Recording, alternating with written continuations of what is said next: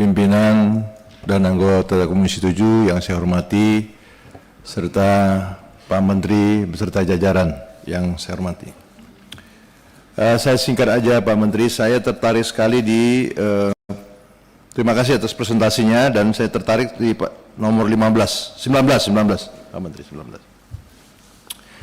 Di sini saya lihat ada proses bisnis industri pertambangan, ya. Kalau kita lihat di sini ada buat garis putus-putus antara minerba dan perindustrian. Dan ini saya kira sangat menarik sekali ketika proses bisnis pertambangan ini akan dipayungi oleh regulasi atau ketentuan yang ada di masing-masing di kementerian. Di sini ada eksploitasi, penambangan, pengolahan, manufacturing, dan produk dalam negeri. Nah, yang menjadi minta penjelasan bagi Pak Menteri adalah bagaimana Kementerian dan SDM dan Kementerian Perindustrian melakukan sinkronisasi terhadap regulasi yang ada gitu, Pak. Ya, karena dari yang pasti SDM sendiri juga berkeinginan juga sampai hilirnya juga gitu loh.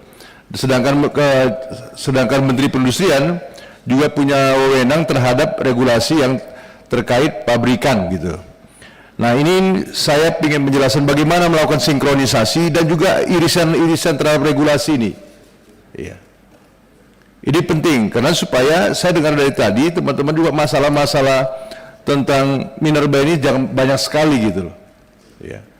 Dan saya yakin tidak akan mungkin itu ditanggung oleh Kementerian SDM aja, tapi juga ada Kementerian Perindustrian. Nah, inilah yang mohon penjelasan Pak Menteri ini bagaimana mengaturnya gitu ya, regulasi-regulasi yang ada di SDM dan juga di perindustrian. Apakah tidak ada tumpang tindih gini? Itu yang pertama. Yang kedua, Pak Menteri, saya dalam materi Pak Menteri ini saya tidak melihat kegiatan sebagai pembina Kementerian Perindustrian terhadap perusahaan-perusahaan pertambangan ini semestinya kan pasti melakukan pengawasan. Saya tidak melihat di materi ini langkah, jadwal apapun yang dilakukan oleh SDM terhadap pengawasan tersebut. Jadi pantas saja teman-teman semua tadi saya dengar bahwa ada masalah gitu loh. Pertanyaan saya, apakah memang ada pengawasan dari SDM terhadap semua perusahaan-perusahaan pertambangan ini? Ya, kalau ada pun kami boleh dong juga mengetahui apa masalah-masalah di perusahaan-perusahaan pertambangan tersebut, supaya teriakan-teriakan kami yang ada di sini itu tidak clear kemana-mana. Jadi fokus, oh ini pertambangan ini masalahnya di sini gitu. Jadi kita tidak tebak-tebak lagi.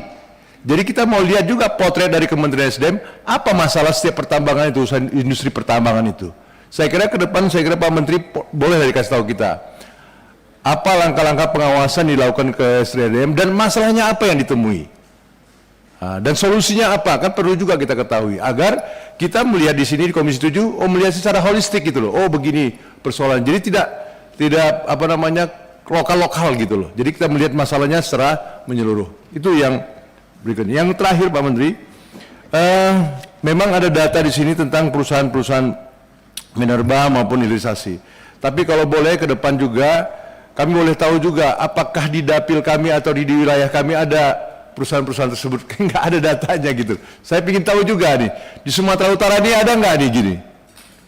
Kita ingin tahu juga Pak Menteri, ada nggak? Mohonlah data-datanya. Saya kira juga teman-teman ingin tahu juga, apakah di daerah di dapilnya itu ada perusahaan-perusahaan minerba gitu, atau hilirisasi segala macam. Saya kira itu permohonan kami Pak Menteri, kiranya penjelasan informasi-informasi kita harapkan ini bisa di rapat berikutnya. Terima kasih Pak Menteri. Ya.